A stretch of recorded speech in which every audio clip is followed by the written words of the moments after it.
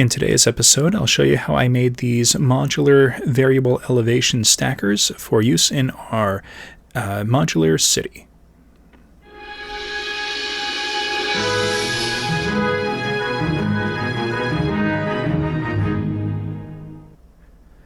So I'm going to make them out of the same kind of green XPS foam that I've been using. Now, a lot of channels have made things like this, and they all call them the same thing, and I'm going to call them the same thing as well. They're referred to as stackers. Essentially, it's just a bunch of pieces of terrain that are designed to be able to be stacked on top of each other. They're all roughly the same thickness and kind of usable in a variety of different situations and settings. Now, these ones are going to be made for city setup, but they can also be used as part of a dungeon or even as part of the sewer system to add elevation, walkways, things like that. Alright, so I started with a 2-foot by 2-foot board, and I cut it into 3 different sizes. We've got these, which are 1 foot by 6 inch, then 6 inch by 6 inch, then 6 inch by 4 inch. And this is going to give me a lot of different variations that I can use in a whole lot of different setups. Okay, so now that we've got that, let's go ahead and start adding our texturing. So I want these to be fairly similar to the city plazas, so we're going to use the same method for applying the texture to the tops of all of these pieces. And that is marking out a 1 inch by 1 inch grid using this little wheeled cutter that I found at the Dollar Tree to make an indentation for all of the grid work.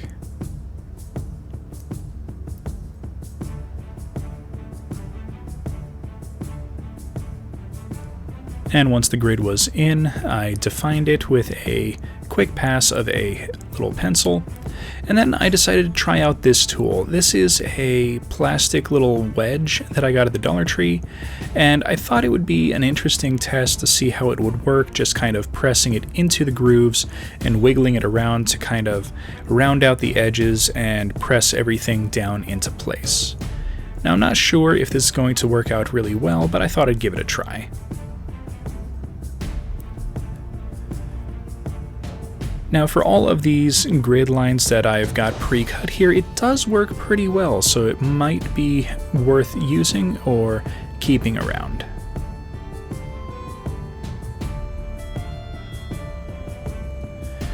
Alright, so now to add the details, I decided to test out just kind of pressing the tool into the foam and just kind of gouging in the lines for all of the stonework. And for the most part, it kind of worked. And as you can see, it works a lot faster. But there are a few interesting little problems. It kind of creates a jagged edge instead of a clean edge, and I'm not entirely sure that's what I want in the appearance of this project.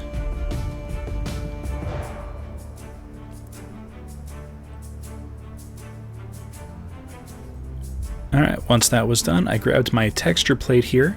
This is just a bunch of aquarium stones that I glued down onto a piece of wood, and I just used it to press in a whole bunch of texture onto the surface. Then I redefined all the lines with a ballpoint pen. Now, redefining the lines on all of the stonework was really interesting because the foam started to spring back a little bit, having pressed in the texture with the texture plate. So I'm going to see if I can work that through with the pen here, but we'll see how everything turns out.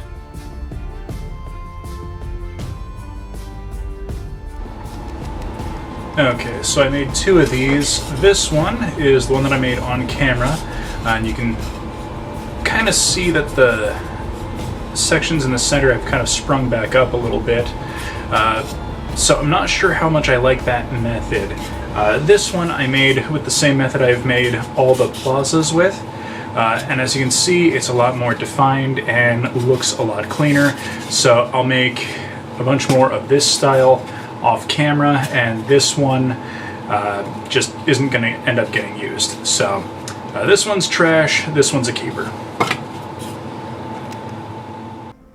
Once the texturing on the stacker was resolved, I took a texture roller and a heat gun, and with a few 1 1/4 inch strips of EVA foam, I began rolling in a brick texture. And this is just a simple process of heat an inch or two, and then roll, heat, and then roll. It really gives a nice, well-defined texture doing it this way.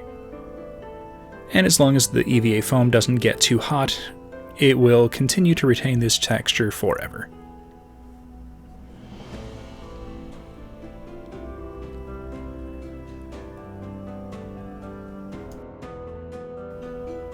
Now, once I'm done with this strip, this is going to be wrapped around the stacker to kind of create the impression that there's a bunch of brickwork holding together all of the stonework that people are going to be walking on.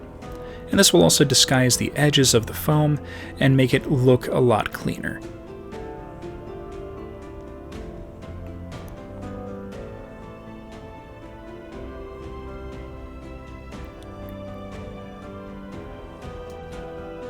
Alright, so now that we've got our stacker and our siding finished, we can start applying the two together with a little bit of hot glue. Now I'm going to start this in the center on one side, just because I don't want the seam to be at the corner. That'll make it a lot more visible than if it would be in the center. And this strip is not quite long enough to wrap all the way around, but since EVA foam is a little bit stretchy, I'm going to pull it and stretch it on each of the sides just to make it go a little bit farther. And in doing so, I can make it wrap around all four sides and match up at the end.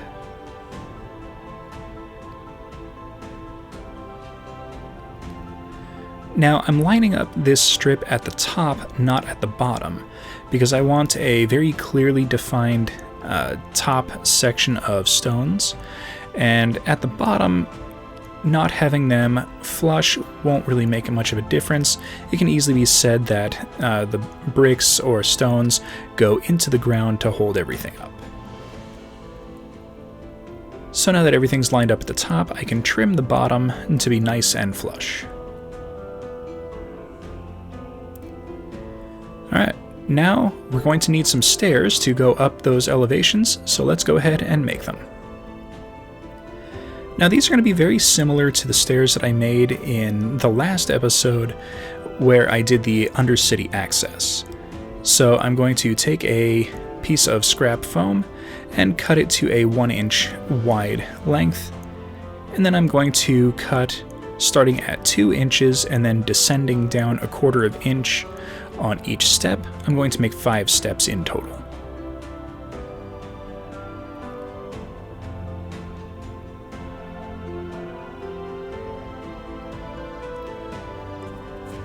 And I do want to give a quick little shout out and a thank you to one of my viewers, Brad Craig 6676. It was a wonderful suggestion to cut these pieces with the paper on. It absolutely does make a huge difference. It makes cutting them without having any fraying or snagging so much easier. This is definitely a method that I'm going to be using from now on. Thank you so much for the suggestion. Totally worth it.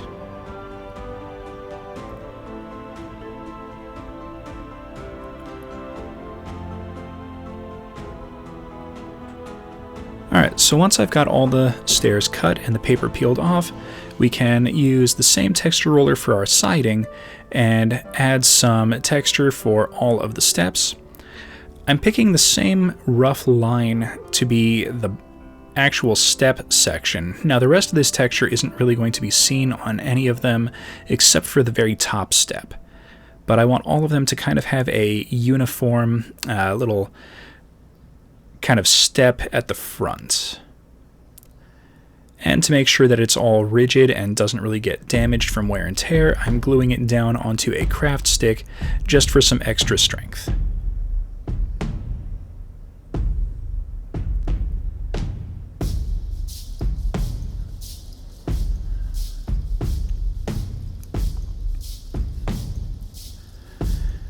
Now, doing 5 steps like this makes it line up almost perfectly with the top of our stacker.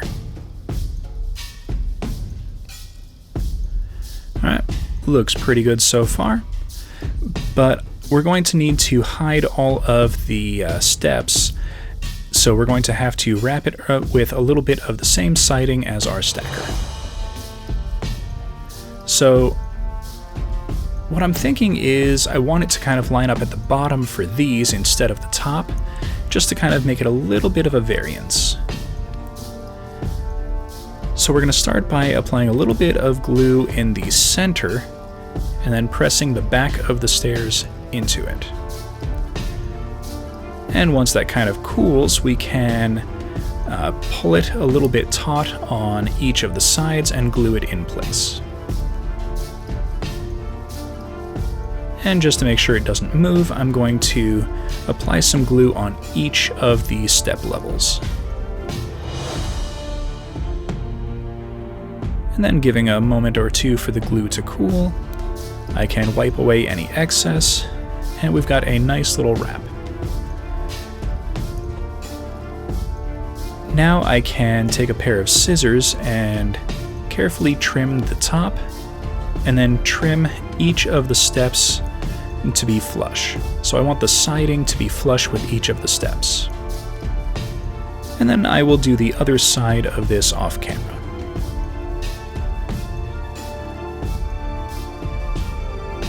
That looks pretty good. I think this is going to look very nice when it's done.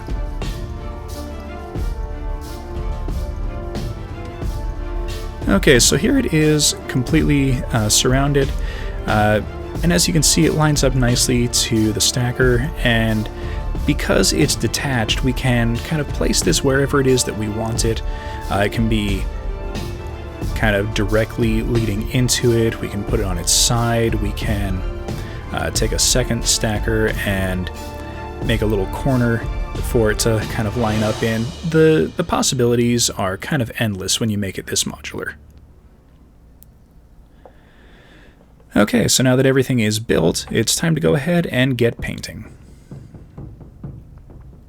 So off camera, I sealed all of the foam with a mix of Mod Podge and black paint, and now I'm going to do an overbrushing on all of the sides and the top with some Artist Loft Gray.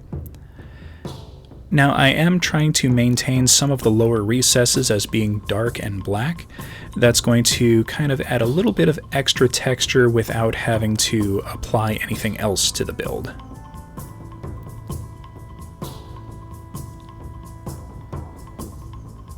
And I'll paint the siding off camera.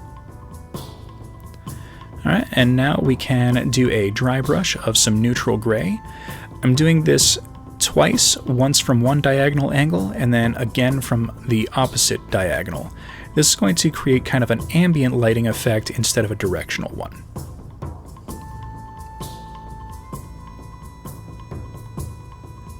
And then for the sides, I'm going to dry brush from the top going down and not to the side and not coming up. I want it to look like the light is coming down. Alright, and that is going to be it. This episode is finished. So here I've got one of the boards, and I'm just going to kind of lay out a few pieces so you can kind of see how the different stackers can be used as a modular kind of setup, and I'll put a few buildings onto it as well.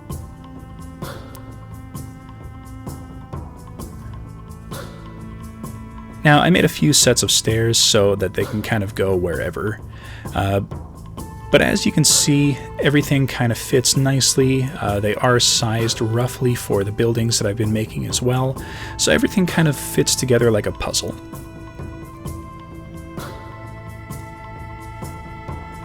And here I've got a quick little setup. I made some elevation, double elevation for a couple of the buildings, and a quick little market setup. And it was really quick to put together, and you can do a lot with these. So thank you all for watching. Please hit that like button, subscribe for future content, comment down in the comments section, and I will see everyone next episode.